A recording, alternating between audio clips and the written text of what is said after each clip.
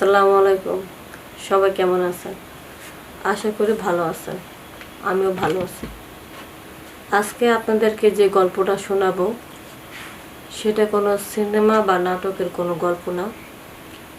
এটা আমার জীবনে ঘটে যাওয়ার একটি ঘটনা আপনাদের সাথে শেয়ার করতে চাই। আমার স্বামী আমাকে পছন্দ করে বিয়ে করেছে। আমিও তাকে পছন্দ করে বিয়ে করেছি। কিন্তু আমরা দুজনকে অনেক ভালোবাসতাম। আমাদের ভালোবাসাটা না অনেক খাঁটি ছিল। বিয়ের আগে কখনো আমরা কোনো ধরনের ভুল করি নাই। আমাদের যদি কোনো কিছু হয়ে থাকে বিয়ের পর হয়েছে।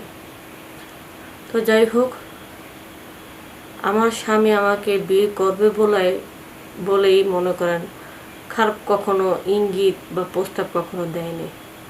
আর আমিও ওই ব্যাপারে তার সাথে তেমন একটা ফ্রি ছিলাম না, কারণ আমি জানি সে আমাকে খুব পছন্দ করে, আমিও তাকে খুব পছন্দ করি। যে আমি দুজনকে বিয়ে করবে এটাই শুধু জানি। আমার শ্বশুরবাড়ির অবস্থা অনেক ভালোই ছিল, ফ্ল্যাটে থাকি। তবে আমার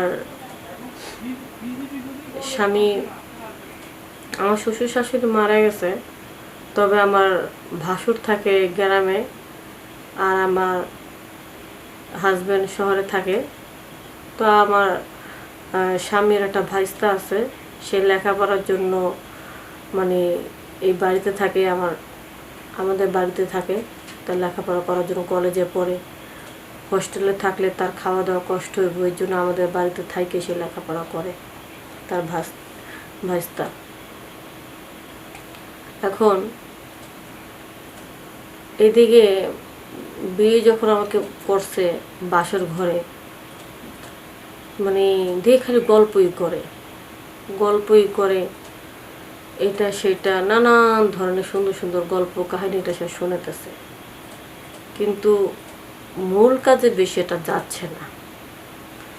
কারণ মূল কাজে যে সে একটু দুর্বল সেটা সে নিজে জানতো, কিন্তু লজ্জায় না চিকিৎসাও করায় নাই, আর আমাকেও বলে নাই।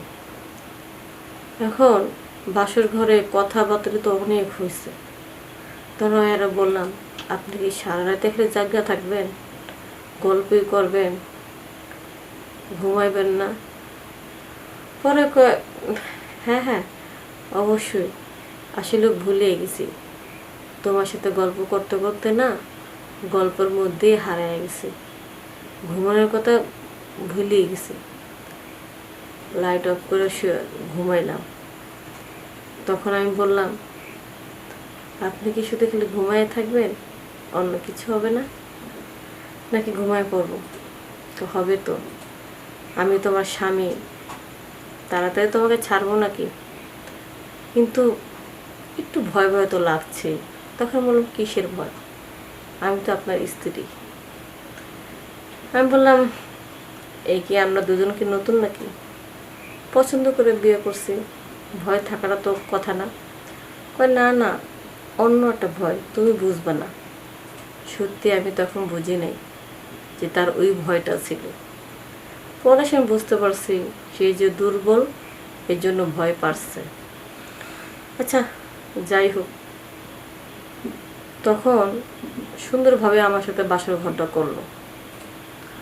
আর বাসর ঘরটা করার পরে আমার কিন্তু পরিপূর্ণ হয় নাই, একটু কষ্ট হয়েছে, ক্ষুধা থাইকা গেছে, আরও খাওয়া দরকার ছিল। সেও বুঝতে পারছে যে আমার পরিপূর্ণ হয় নাই, আর আমিও বুঝতে পারছি যে আমার পরিপূর্ণ হয় নাই। কিন্তু আমি আমার স্বামীকে তো আর লজ্জা বলতে পারি না যে আমার যে কষ্ট হয়েছে। তো এইভাবে বেশ কিছুদিন কাটা দিলাম, 3 মাস 4 মাস 6 মাস কাটা দিতেছে। লজ্জা কিন্তু বলতে পারতেছে না, কিন্তু প্রতিদিনই যদি একই অবস্থা হয় অবশ্যই বলতে হয়। তো বিয়ের 6 মাস পরে আমি ওনাকে বললাম, তুমি কিছু মনে করো না, বিয়ের পর থেকে না আমি তোমাকে দিয়ে তৃপ্তি সহকারে পাই না, আমার খুব কষ্ট হয়, তুমি একটু ডাক্তার দেখাবা। তখন আমার বলল, হব, আমি বুঝতে পারছি তোমার খুব কষ্ট হয়, আমিও চেষ্টা আছি যে ডাক্তার দেখাবো, কিন্তু লজ্জা বলতে পারি না।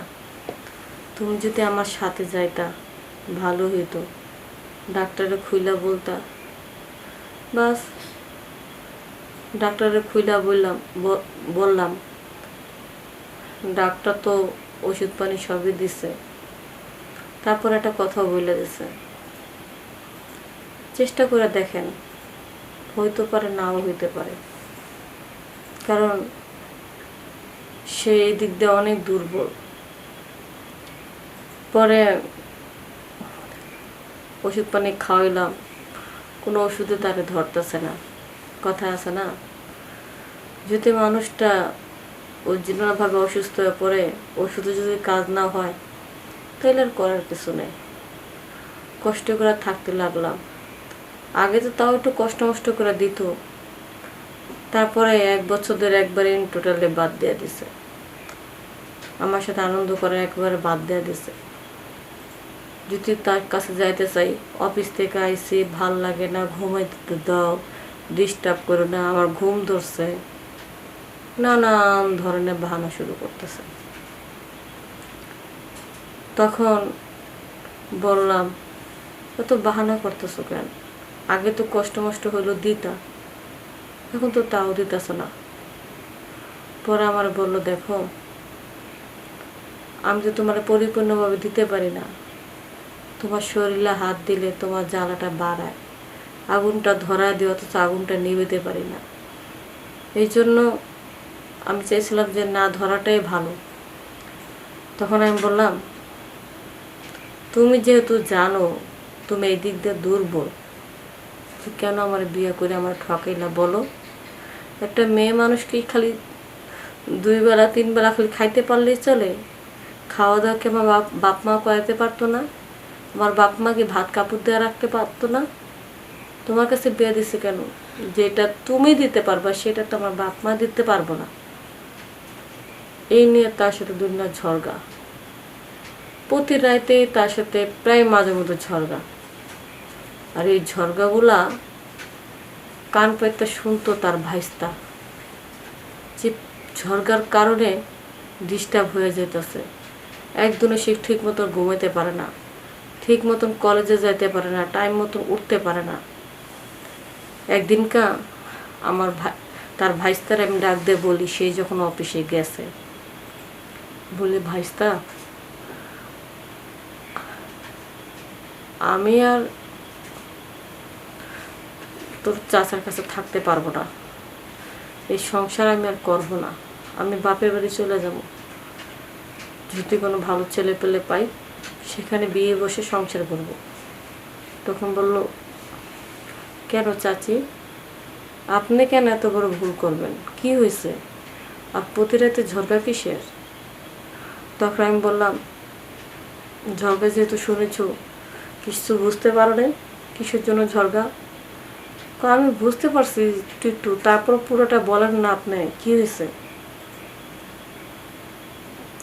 তখন বললাম, তোমার চাচার সাথে আমার সম্পর্ক করে বিয়ে হয়েছে, বাসর ঘর থেকে ঠেকায় একটা রায়তো সে আমাকে শারীরিক তৃপ্তি দিতে পারে নাই, পরিপূর্ণ আদর করতে পারে নাই।